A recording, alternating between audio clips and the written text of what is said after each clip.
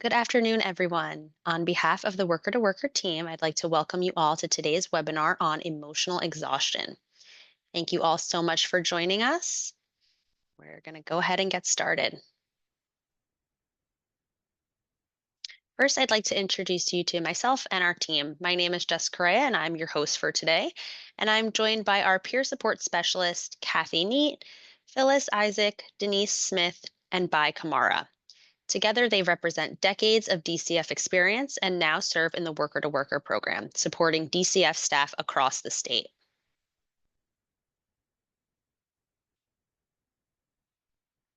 Today's topic is emotional exhaustion, and we're going to touch on burnout as well. Burnout is a common issue among child welfare workers and one of the many causes of jobs dissatisfaction and turnover.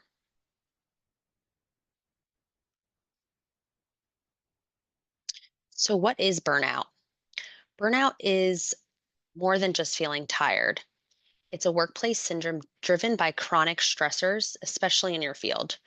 Emotional exhaustion is one of its core components and a major reason for turnover in many agencies.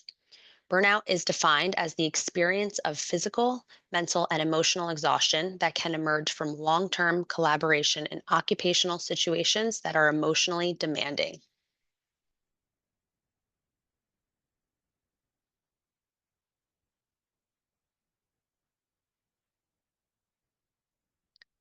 Unaddressed burnout hurts everyone. Burnout and emotional exhaustion have significant consequences, impacting individuals and organizations. At the individual level, it can lead to physical and mental health issues, reduced productivity, and decreased work satisfaction.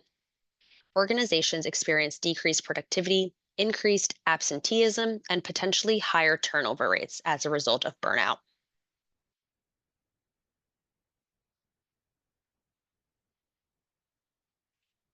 Researchers describe burnout through three intertwined dimensions: emotional exhaustion, depersonalization, and reduced personal accomplishment. So why does burnout happen? There are some internal factors and external factors that can contribute to burnout. High caseloads, tight deadlines, unclear leadership, poor communication, and limited social support all play a part. As mentioned, some stressors are external, but many coping skills are internal and within our control.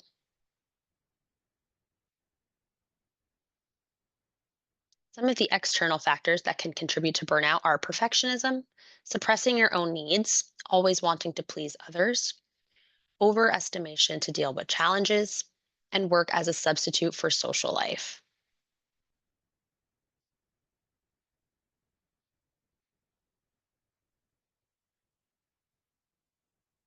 We're going to share with you some of the signs of burnout and what you can look out for. Warning signs can be physical, emotional, and behavioral. As we go through these, take note and see if you can relate to any of these warning signs. If so, maybe that's a sign that you could use a mental health day or maybe incorporate some extra self care into your daily routine to try to combat these feelings.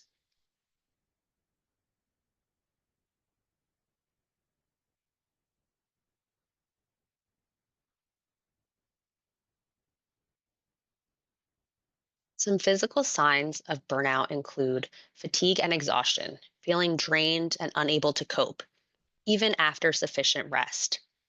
Sleep disturbances, maybe you're having difficulty falling asleep, staying asleep, or maybe you're oversleeping. Physical aches and pains, such as headaches, muscle pain, or digestive issues. And increased illness, more frequent colds, flu, or other illnesses due to a weakened immune system.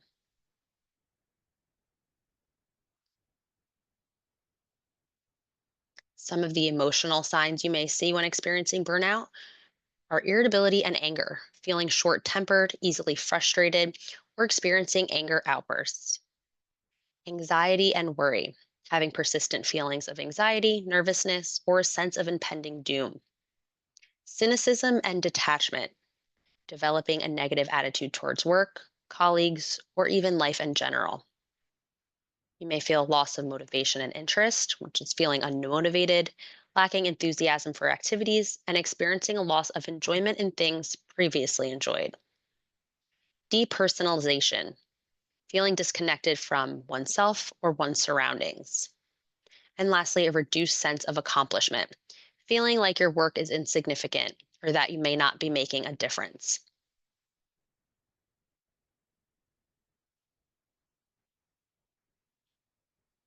And lastly, we're going to touch on the behavioral signs of burnout. Withdrawing from responsibilities, maybe isolating yourself from social activities, from work or other commitments, procrastination and poor time management, delaying tasks, missing deadlines, or taking longer than usual to complete tasks, increased substance abuse, turning to alcohol, drugs, or other substances to cope with stress or emotions, decreased productivity, experiencing a decline in your work quality, speed, or efficiency. And lastly, skipping work or coming in late or leaving early, being absent from work, arriving late, leaving early more frequently. These are all behavioral signs that you want to be aware of.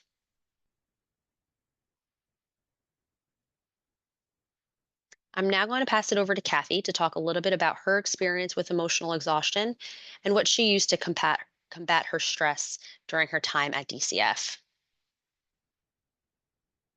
All right. Thanks, Jess. My name's Kathy Neat. I worked for the division for 34 years, and I've been with Worker2Worker since its inception. Um, I think that emotional exhaustion is a constant companion when you're working for the division. There are always unexpected moments that may remind you of personal events or create an unexpected emotional response because we're all human, and you may be working on something, and there may be something there that um, creates a reaction in you. And I think that being aware of that reaction, being aware of your responses to sort of what's going on, you might call it taking your temperature, can be helpful because it can keep the reactions from becoming overwhelming. Maybe you can step back or find a moment for yourself to breathe or take a walk or have a cup of tea or coffee. And I think being aware of it, that helps you to have a sense of mastery over it, because then you're sort of not at the mercy of whatever happens, but you have some sense of being able to manage it. I think avoiding exhaustion for me involved diversions. So I had my children, and I think that is a wonderful diversion because they are not, they're always living in the present, and they call for you to be present. They don't want, you know, a distracted parent. So I think it's one of those, we didn't have the phones and stuff to distract us at that time. But it's hard when you have kids and like they're funny, they're sad, they're excited, and they want to do certain things. They're playing ball, or they're doing art, or they're in a musical production, or they're in gymnastics, and you're watching them. And all of that keeps work at bay. Work kind of recedes when you're doing things with your children through their, through their eyes, through their experience. I think our work colleagues and our friends can also help. Uh, you know, it's always good to have something to look forward to, whether it's a big event like a vacation or something like that, or even small things that are unexpected. I once had a very difficult trial. It lasted a very long time. And uh, I was working in adoption, and we have to testify sometimes for uh, as to the whole case record and that type of thing.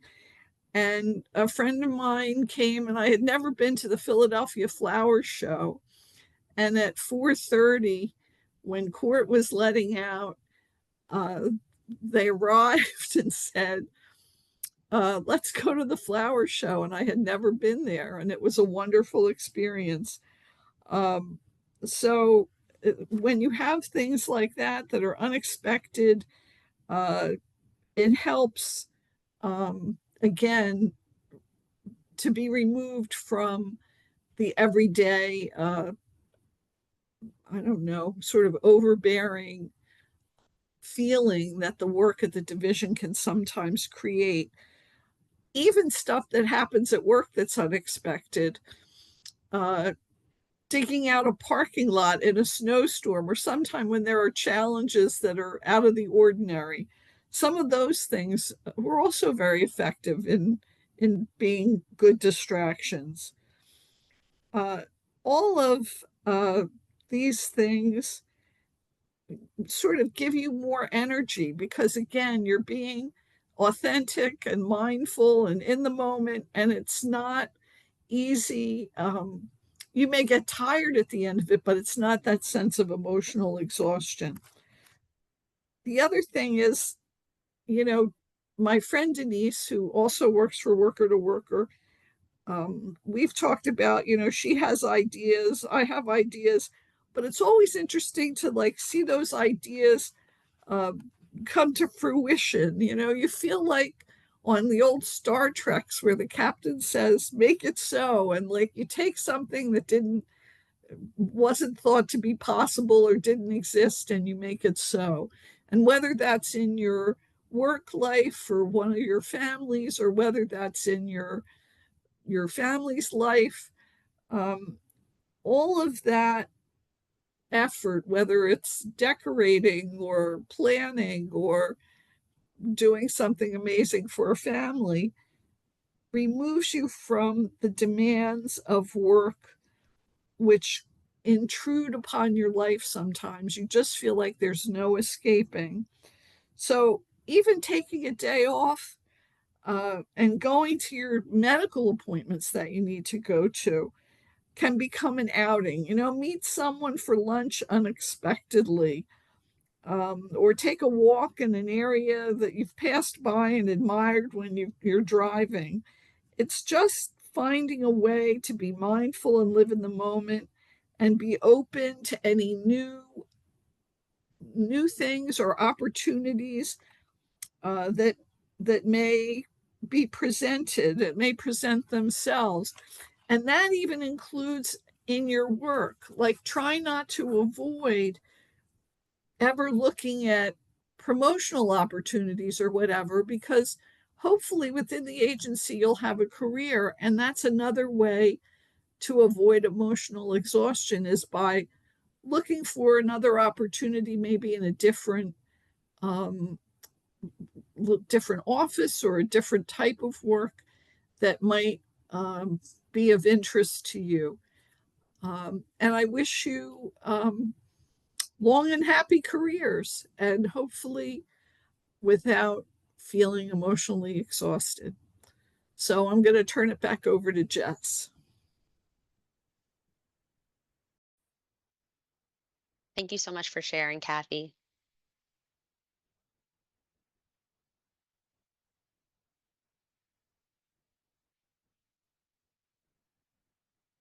Now we're going to talk about how to combat emotional exhaustion.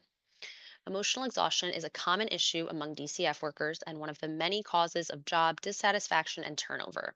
So, now that we're aware of the signs of emotional exhaustion, let's talk about ways we can combat this exhaustion and prioritize our mental health. Beyond sleep, combating exhaustion means setting healthy boundaries, taking micro breaks, practicing reflective supervision, and connecting with peers. Our first tip is to identify and manage your stressors. Recognize the specific stressors that contribute to burnout. Develop coping mechanisms to manage these stressors, such as time management, delegation, and setting boundaries.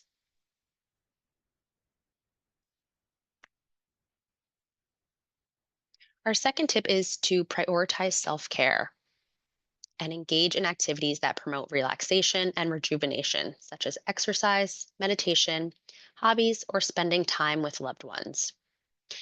Get enough sleep, eat a healthy diet, and avoids excessive caffeine consumption. These are all essential in living a healthier lifestyle and prioritizing your mental and physical health.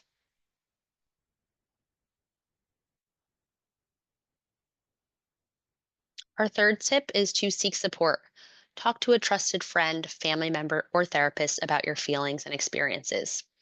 Consider joining a support group or online forum where you can connect with others who understand what you're going through.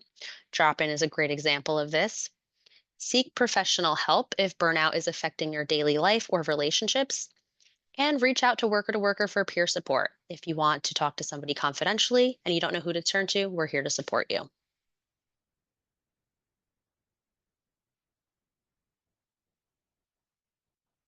Next, we want to emphasize the importance of establishing healthy boundaries.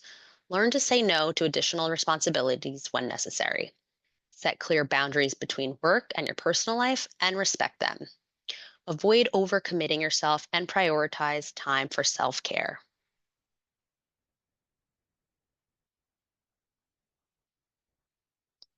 Make changes to your work environment when possible.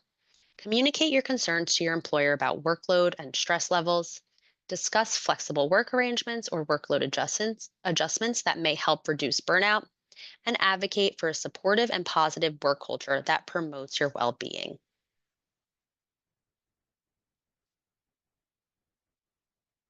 Our next tip is to practice mindfulness. Engage in mindfulness practices such as meditation or deep breathing exercises to reduce stress and improve emotional regulation. Focus on the present moment and let go of negative thoughts and worries.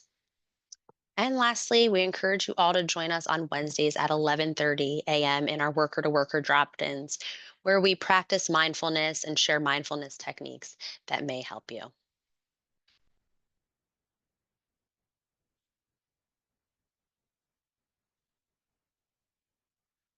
And our last two tips are to take breaks and cultivate gratitude. Schedule regular breaks throughout the day to recharge and de-stress. Maybe that's adding in a couple minutes of mindfulness during your day or going for a quick walk just to clear your head. Take vacations or time off work to get away from the demands of your job. Especially now with the summer coming up, use that time off and take care of yourself. And lastly, cultivate gratitude. Take time to appreciate the positive aspects of your life, even when things are challenging.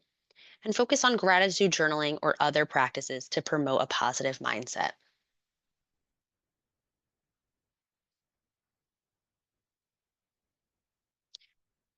Now I'm going to be passing it over to Denise so she can share some tips that have helped her combat emotional exhaustion.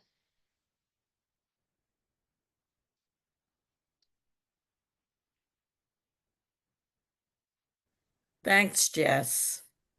Emotional exhaustion is a real thing. We never used to think about emotional exhaustion. We thought if you worked night and day, you were a martyr, you were a great worker, you were giving it all, you were amazing. But the reality, that's not true. You have to learn to take care of both your physical and emotional health. Listen to your body. Know when it needs to take a break. I don't want you to be like me. I worked all the time and now my body's paying for it. You have to make yourself a priority. You have to practice self-love and self-compassion. You have to set boundaries with our families, not only the families we work with, but also our own families. I don't know about you, but I'm like the family social worker. Anybody that has a problem, they tell me they think I have a solution. And I always try to have a solution. And that just took away from me and taking care of me. So you got to put yourself first sometimes. You've got to take time to recharge. You've got to take care of you if you're going to be able to help anybody else. So remember how important you are and spend that time just on you. Okay, I'm going to turn it over to Jess now. Thank you, Denise. Now we would like to hear from you. Poll will pop up on your screen and you'll be able to answer the following questions. Your answers will remain anonymous, but we will be going over the results together. So take a few minutes and go through each question and we'll check back in to see how everyone did.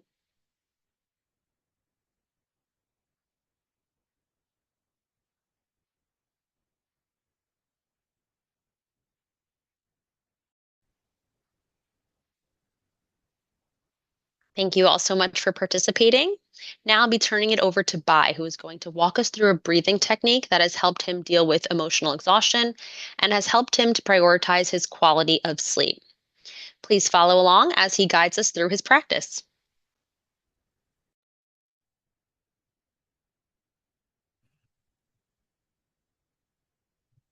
Thank you, Jess.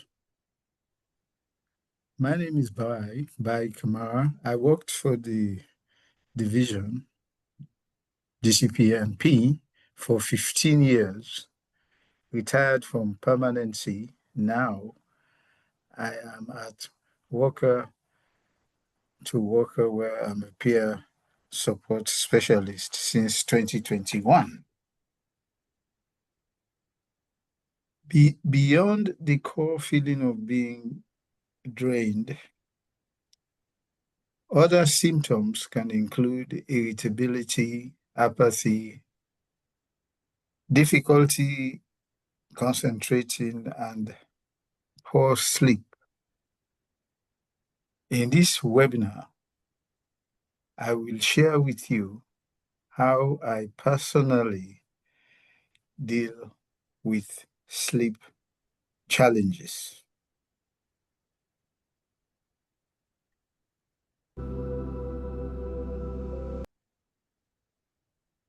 This is not a prescription, but rather a description of what I do when I am struggling to fall asleep.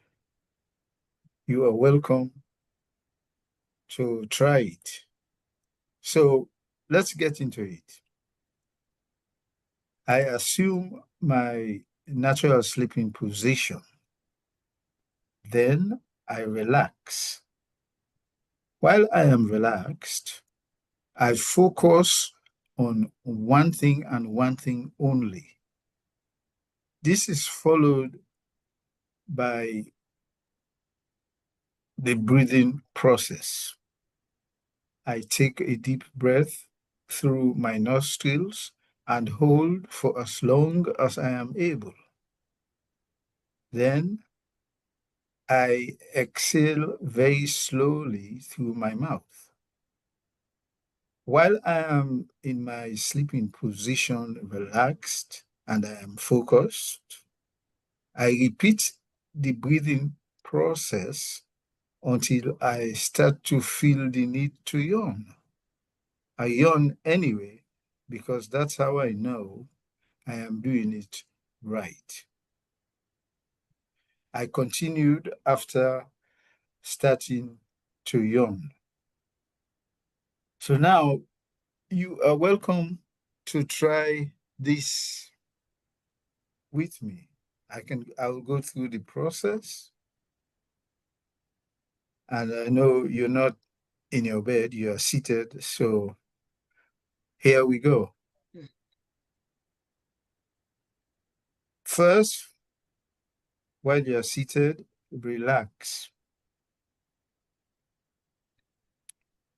Focus or concentrate on any one thing that makes you feel good. Engage in deep breathing through your nostrils and slowly exhale through your mouth. Remain relaxed and focused while you repeat the deep breathing process. Stop when you start yawning because we don't intend to go to sleep at this time of the day.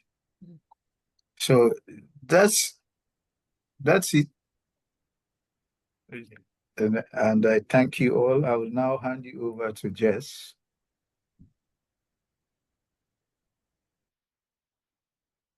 Thank you so much, Bye. I know I'm definitely going to try to use that when I have trouble falling asleep. Now, let's quickly recap as we wrap up our webinar. Burnout includes emotional exhaustion, depersonalization, and reduced personal accomplishments. Some key causes of burnout include high work demands, poor leadership, time pressure, lack of communication, and absence of social support. Warning signs appear physically, emotionally, and behaviorally, signaling the need for early recognition. And lastly, Worker to Worker offers support resources to help combat burnout and stay connected with peer specialists.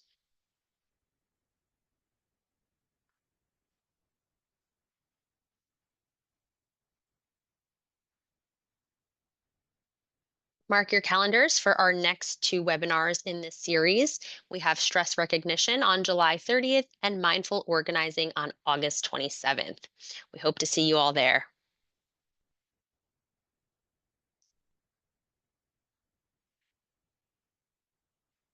And as always, you can give us a call, email us, or visit our website for any further information. And if you're interested in hearing from one of our peer support specialists, please scan this QR code on your screen, fill out our form, and one of our peers will be in touch. And just a reminder that our services are free and confidential. We hope that you enjoyed this webinar. We thank you for taking the time to join us today, and we hope to see you all next month. Take care, everyone.